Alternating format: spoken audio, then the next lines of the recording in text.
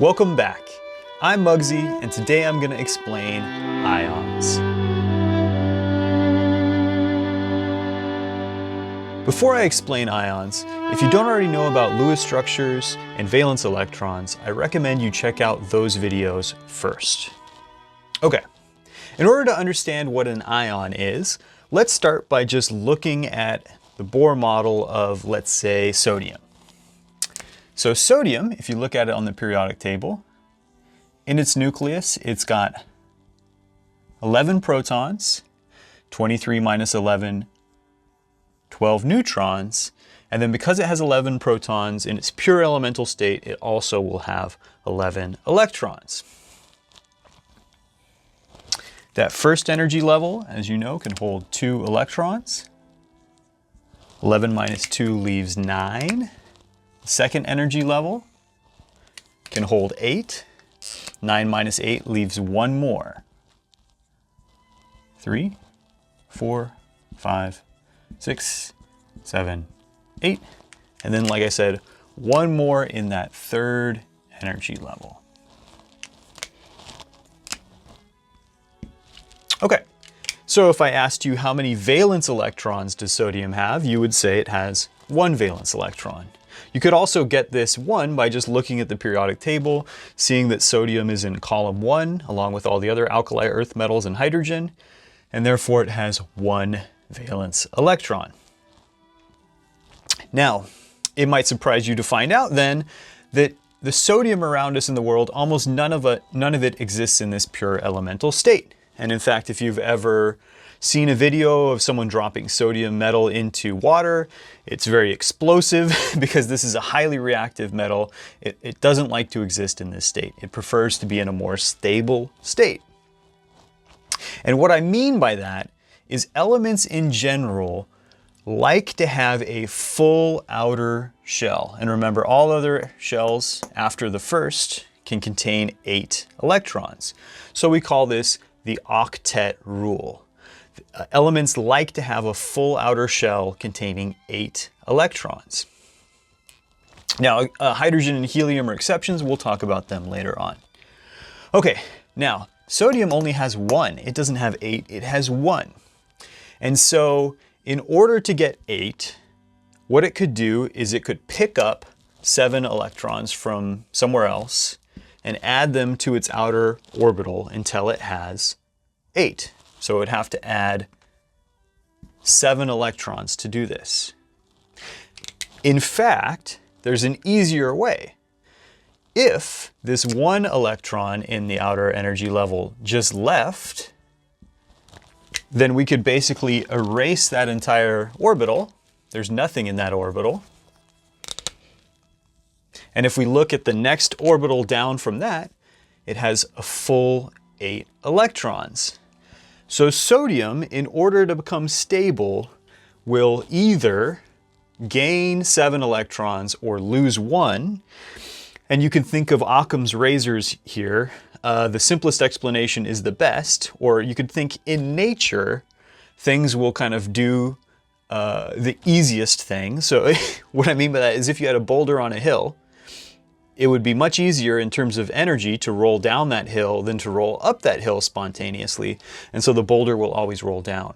So the easier of these two options is to lose 1 electron instead of gain 7 electrons. And so our sodium atom here has lost 1 electron. It now has a full outer shell of electrons, which makes it stable, which is great. But the thing is, this is no longer a sodium atom. We now call this a sodium ion. An ion is any charged particle. Now, what do I mean that this is charged? If we look at pure elemental sodium, we would see that it has 11 protons and 11 electrons. The protons are positive, the electrons are minus. So 11 minus 11 leaves a total charge of 0. So pure elemental sodium has no charge at all. But this is no longer pure elemental sodium. It's lost 1 electron. So let's do that math again. It still has 11 protons here in the nucleus. But now it no longer has 11 electrons. It only has 2 plus 8, 10 electrons. So 11 minus 10 now leaves us a charge of plus 1. And in fact, whenever there's a plus 1 charge, we write it as plus. We don't write plus 1, we just write plus. That's just a convention we use in chemistry. You'll get used to it. So, since this now has a charge, this sodium atom, it's now a sodium ion. Again, an ion is any particle that has a charge, either positive or negative. Let's look at some more examples, and this is going to become abundantly clear to you. Let's look at the example of this element here. This is fluorine. Now, fluorine has 9 protons in the nucleus. It has 19 minus 9, 10 neutrons in the nucleus. And then it has 9 electrons, 2 in the first energy level and 7 in the second orbital. Okay, so what is the charge of pure elemental fluorine? Well, it's 9 minus 9, a total of 0. It has no charge. But again, fluorine in nature does not exist in this pure elemental state because it's highly unstable. And that is because, again, the octet rule, elements like to have a full outer energy level of electrons. And this energy level, fluorine's, has 1, 2, 3, 4, 5, 6, 7, right? 2 in the first, that leaves 7 in the second. And so fluorine is highly unstable because it doesn't have 8 out of 8, it has 7 out of 8. Now again, what could it do to become stable? Well, it could lose 7 electrons, or it could gain 1 electron, right? And again, in nature, things will do what's easiest. The boulder will roll downhill. So it's much easier to gain that 1 electron than to lose 7. So if we add 1 electron to this outer energy level, let's just put it right here. We're 1, 2, 3, 4, 5, 6, 7, 8. Fluorine now has a full octet, a full 8 electrons in its outer energy level, and so it's stable. Sometimes I like to say it's happy, even though that's a euphemism. It's stable and happy. Okay, but let's look at the charge of our fluorine now. Our fluorine, we added an electron, so it no longer has 9 electrons, it now has 10 electrons, right? It still has, however, 9 protons. That didn't change at all. Protons are stuck in the nucleus. You can't really add them or subtract them. Electrons can be gained and lost from other elements. Okay, so 9 minus 10, if we have a positive charge of 9 and a negative charge of minus 10, we're left over with a negative charge of minus 1. And again, when it's minus 1, just like when it was plus 1, we just write plus. When it's minus 1, we just write minus. We would say this fluorine ion now has a minus charge. And again, it's now an ion because it now has a charge. When it was a pure atom, it was highly unstable, but we would just call it an atom. Now that it has a charge, we call it an ion, a charged particle. So our sodium lost an electron to become stable. Our fluorine gained an electron to become stable. And in fact, if you had a sodium atom and a fluorine atom and kind of stuck them near each other, the sodium would give its electron to fluorine, the fluorine would gain that electron from the sodium, and they would both become stable in the process. That's called ionic bonding. We're not going to talk about that right now, but you'll learn about that in the next video. Here we have the example of the element argon. Argon is all the way in column 8A or 18 of the periodic table, and so it has 8 valence electrons. It has 18 protons, 22 neutrons, 2 electrons in the first orbital, 8 in the second, and 8 in the third. Okay, so what needs to happen for argon to become stable? Does it need to gain electrons or lose electrons?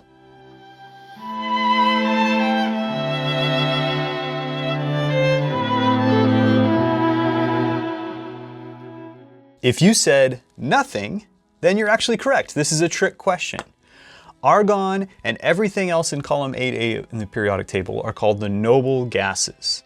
They don't gain electrons and they don't lose electrons. They're already perfectly happy, just like in medieval society, nobles were perfectly happy because they had everything they wanted. It was the peasants who were poor and everyone else, serfs. So the noble gases don't need to do anything. They're already totally satisfied the way they are. They're totally stable. They have 8 out of 8 in their octet. So the noble gases tend not to exist as ions. They tend to just exist in pure elemental form. They're kind of the only elements, with a few other exceptions, that do that.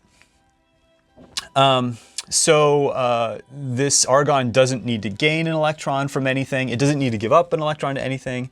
It's fine just the way it is. It's going to have a charge of 0. It's not going to be an ion. This was a trick question. So just remember, the noble gases are happy just the way they are. Now there is kind of an exception here in this column, and that is helium. If you look at helium, helium has 2 protons in the nucleus, 2 neutrons, and it has 2 electrons in that first energy level. Now some people might say, and I can see how they'd get there, that this needs to lose those 2 electrons so it can become stable. Or maybe gain 6 electrons, although it's easier to lose 2. But remember, the first orbital, sometimes known as the 1s orbital, can only contain 2 electrons. So helium is like the other noble gases, argon, neon, krypton, etc., perfectly happy the way it is. It has a full outer energy level, and so the octet rule is satisfied. This is an exception because, of course, octet means 8, like an octopus has 8 arms or an octagon has 8 sides, because all these other energy levels, 2nd, 3rd, 4th, etc., can contain 8 electrons, but this first energy level can only contain 2, so it's an exception to the octet rule. So the first 2 elements, hydrogen and helium, when we're talking about becoming stable, we're really just talking about this first orbital that only contains 2.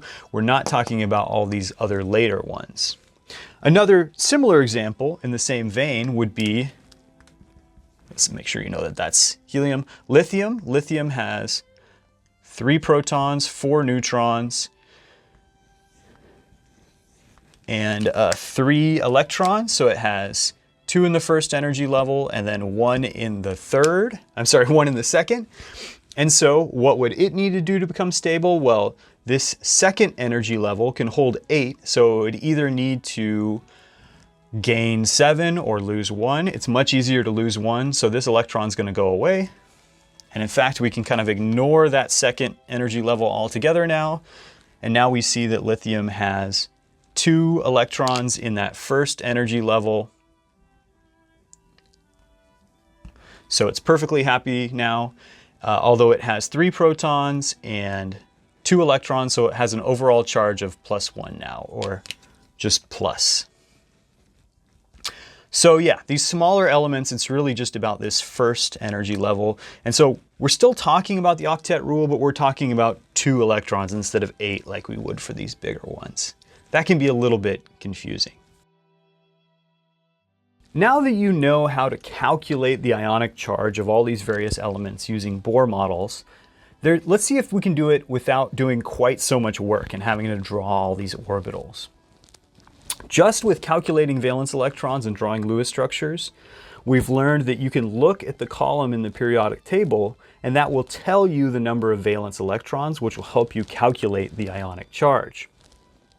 So if you look, for example, at the element oxygen, you can see it's in column 6A of the periodic table, or 16. That means it has 6 valence electrons. 2, 3, 4, 5, 6. Okay, does it make sense for it to lose 6 electrons to become stable, or gain 2? Well, 2 smaller than 6, so it would pick up 2 electrons, and in the process it would gain a charge now, because electrons are negative. If you pick up 2 of them, you now have a charge of -2. Notice that you draw the sign after the number with ionic charges. It's a little bit confusing, but instead of writing -2, you write 2 minus. Okay, let's look at another example. Aluminum. It's in column 3A or 13 of the periodic table, therefore it has 3 valence electrons. So it can either gain 1, 2, 3, 4, 5 valence electrons, or it can just lose these 3. They can just go elsewhere, which is definitely what it would do. Now, electrons are negative.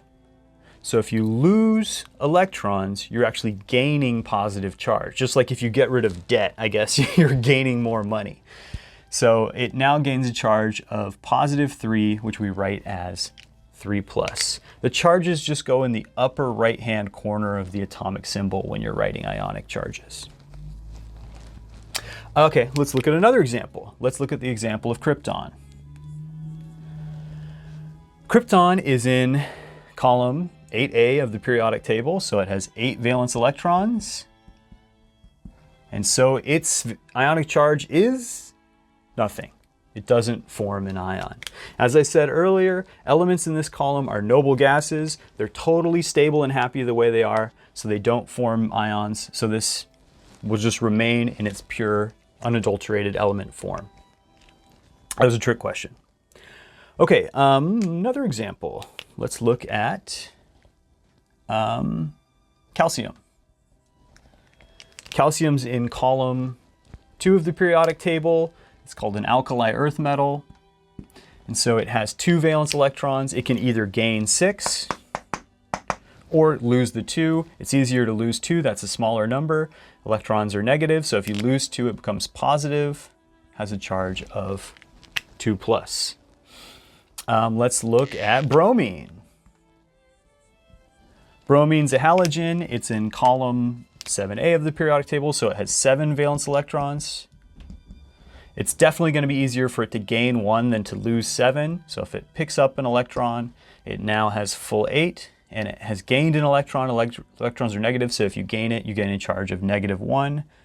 Notice, maybe I'll draw that in yellow.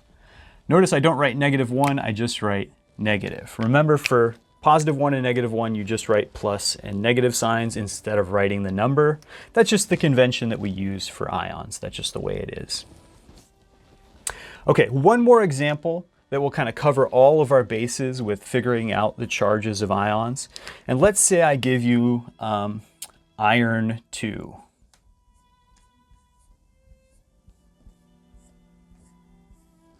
You may recall from the Lewis diagram video, and I think maybe the valence electron video as well, that this is what's known as an oxidation state.